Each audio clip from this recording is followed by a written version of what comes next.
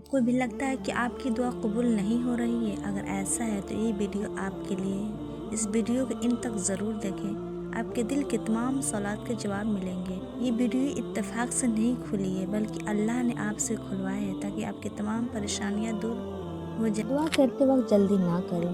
ہمیں چاہیے کہ دعا کرنے کے بعد دعا کے قبول ہونے میں جلدی نہ کریں۔ اگر ذرا قبولیت میں دیر ہو گئی ہو تو یہ نہ سوچیں کہ میرا دعا اللہ پاک سنتے نہیں اور یہ سوچ کر دعا مانگنا چھوڑ دیں، بلکہ اس بات کا یقین رکھیں کہ اللہ رب العزت ہی اس کی دعاؤں کے سننے والے، ان کا جواب دینے والے۔ بس اس کے سامنے بلبلانے، رونے پیٹنے، اس سے پختہ اعتقاد رکھنے، اسی کے لائق بھروسہ سمجھنے کی ضرورت ہے۔ اس کی بارگاہ میں الفاظ کا جادو جگانے کی ضرورت نہیں۔ وہاں جملے پیچھے رہ جاتے ہیں، حرف جواب دے جاتے ہیں۔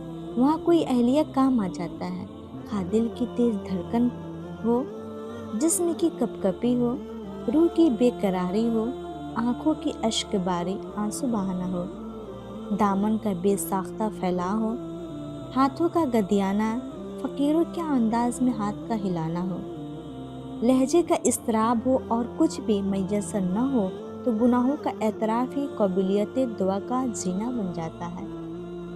دعا مانگتے وقت اس بات کا خیال رکھیں کہ سخی کا دروازہ خوشحالوں کے ساتھ ساتھ بدحالوں کے لیے بھی کھلتا ہے۔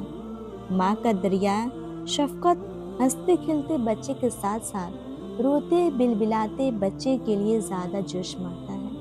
جس طرح ماں کو پتہ ہوتا ہے کہ اس کے بچے کی جائے پناہ اس کی گود ہے، اس کا مرکزی شفقت اس کا سینہ ہے اور اس کا واحد سہارا اس کی باہیں ہیں، چنانچہ ماں بھی بچے کے لیے وقف ہوتی ہے اور بچہ بھی دائیں بائیں نہیں جھکتا، لپک کر سیدھا ماں کی جھولی میں آ گرتا ہے۔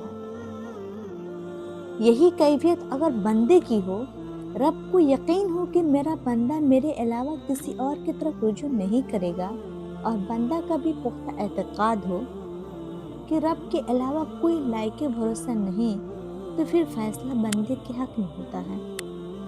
یہی کیفیت اگر بندے کی ہو اور بندہ اللہ کی رحمت کو اپنی عاجزی، مسکینی، بے بسی، بندگی، حاجت طلبی، اشک ریزی اور خود سپردگی کے باعث ایسے موڑ پر آئے تو پھر رحمت خدا بندی جھلک پڑتی ہے، لہک لہک اٹھتی ہے، اور بندہ پہلے اظہار بندگی تو کرے، پھر شان خداوندی کا نظارہ کرے۔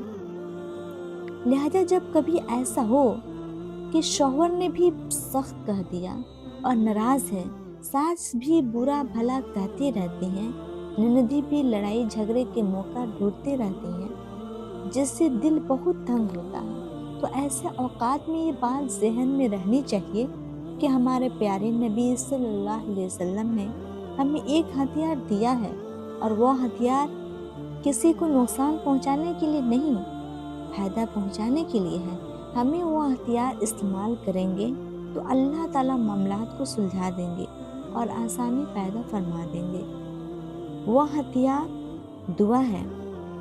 چنانچہ حدیث میں آتا ہے، الدعاء سلاح المومنین، دعا مومن کا ہتھیار۔ لہٰذا اس ہتھیار کو استعمال کریں اور 2 رکعت نماز حاجت پڑھ کر دعا کریں کہ اے اللہ، آپ کے ہاتھ میں تمام انسانوں کے قلوب ہیں، لہٰذا آپ میری ساس، نند وغیرہ کے دل میں محبت ڈال دیں اور ان کے دل سے سختی ختم فرما دیں اور میرے معاملہ کو درست فرما